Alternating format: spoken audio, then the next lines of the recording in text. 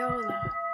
I love to travel, and before I visit a new country, I always like to find some of their folk tales. Folk tales are simple stories that have been told and retold, passed down by word of mouth from generation to generation. They unify people. Often when you listen to a folk tale, you'll know where it comes from. At the end of this story, I'll tell you what part of the world it started in. This tale is called The Crane. In a part of the world where the winters are long and the wind is strong and the snow drifts high, there was a young man who lived all alone and had no family. He was a hard worker, but he was poor and spent many hours walking in the hills to gather fallen twigs for a fire to keep warm. One day when he was out walking, it may have been in the morning or it could have been in the early afternoon, he heard a soft whimpering. When he walked toward the sound, he saw a beautiful crane that was trying to pull its foot out of a trap. The young man gently untangled the bird's leg and watched it fly away.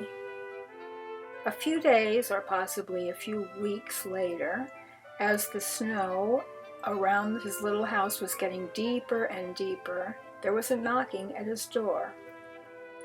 When he opened, a beautiful girl with black, shiny hair that hung down below her waist stood in front of him. In a soft voice, she told the young man that she was on a journey and had lost her way. Come in, he said quickly. It's much too cold and windy to travel today. He closed the door and offered her some warm soup. Even though he was very poor and had very little, he didn't think twice about sharing it with her. The next day and those that followed became colder and colder, and the snow around the little house became deeper and deeper, making it more and more difficult to travel. The young woman seemed grateful to have a place to stay, and she, like her host, was a very hard worker. She cleaned and tidied and cooked, and the little house, which had before seemed stark, became a happy, cozy place. As the two people in the house became more and more cheerful, so did the weather outside. The winds died down, and the young man began to dread the coming of spring, because he imagined that the beautiful girl would be on her way. He had never felt happier than the moment when she said to him, "The weather's changing, and even though I could now continue traveling, I have been so happy during these last weeks that I would like to stay here with you. I think that together our lives will be better and better. Now the snow is melting, let us work together to gather wood and add another room to the house with a loom so that I can do some weaving." They enjoyed each other's company, and what could have been hard work for anyone else seemed a pleasant task to them, and in a short time they had completed the room and built a loom inside.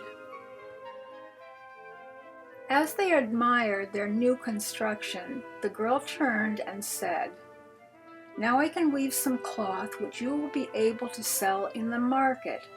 This is a job that takes great concentration, so please promise me that while I'm working, you will never open the door to watch what I'm doing." He promised and spent the next 3 days and nights in the original part of the house, contentedly listening to the sound of the loom moving back and forth. At the end of 72 hours, the girl, looking tired but happy, came out of the room with 3 bolts of very fine fabric. The boy carried the cloth to the town market, and when he offered it for sale, many people gathered around and talked among themselves, exclaiming at how beautiful it was. In minutes, he had sold it all. With the money, he bought delicious foods, which up until that time he could never have afforded. He took them home and had a happy celebration with the girl.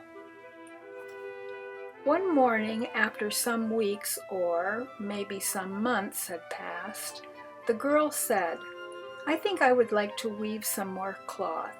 Do you remember your promise to me not to open the door while I'm working?" Of course the boy did, and for a second time he settled down peacefully to listen to the sound of the loom shuddering back and forth. When the 3 days had passed, she again gave the bolts to the boy, and he set off to the marketplace. This time, when the people there saw him coming, they rushed forward, shouting and trying to outbid each other in order to buy the incredibly beautiful, light and silky cloth.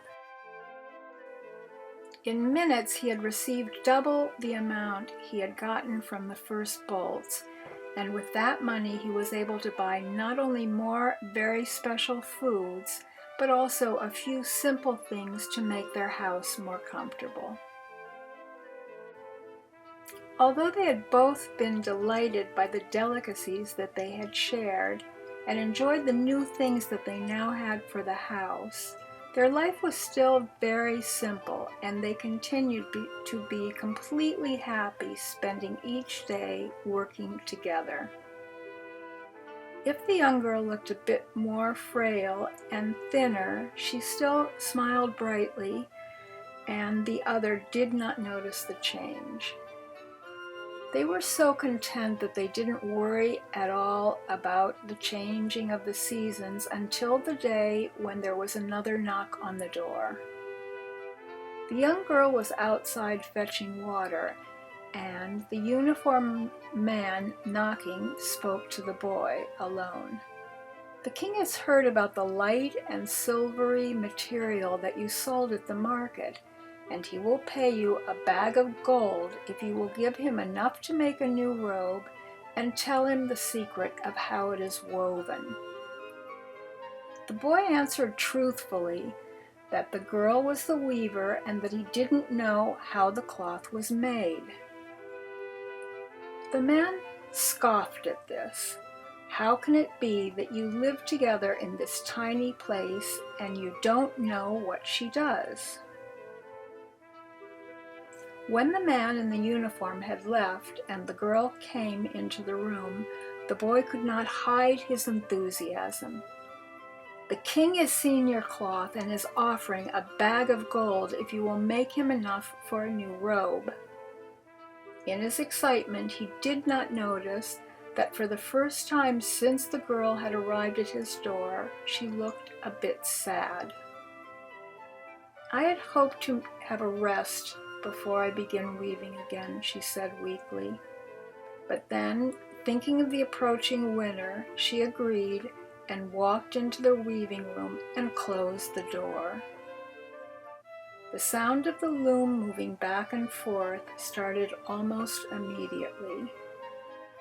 The young man listened for a short time. It may have been 10 minutes, it may have been more. You probably know how it is when someone tells you not to do one specific thing. Sometimes you just can't stop thinking about that thing. And even though he had made a promise, after what the uniformed man had said, the young man felt as if he just had to look inside. When he opened the door just a crack to peek in, he was shocked to see not the girl, but the crane who he had let loose from the trap, weaving her own feathers. The crane spoke with the girl's voice. "I was grateful when you saved me and wanted to make you happy, but now that you know who I am, I will have to leave you." And as the young man shouted again and again, begging her to stay, he watched for the second time as the beautiful crane flew high up into the sky, away from him. This is a tale that is told in Japan.